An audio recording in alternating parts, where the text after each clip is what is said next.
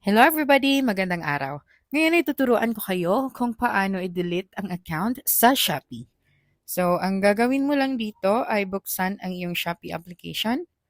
Okay, so bubuksan natin ang ating Shopee application at mag-login ka sa iyong account. Ngayon, i-click mo lang ang me option na nasa baba. Okay, so itong me option dito at i-click mo ang gear icon or ang settings, itong nasa itaas, beside sa iyong cart. Pagkatapos niyan ay mag-scroll down ka lang at makikita mo dito ang request account deletion. So kailangan mo lang itong i-click at i-click ang OK.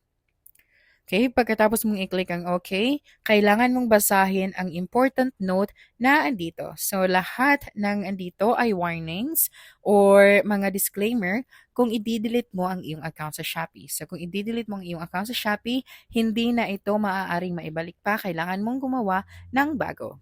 And that's it for this video. If you think this video helped you solve your concern, please subscribe, like this video, and leave your comment below.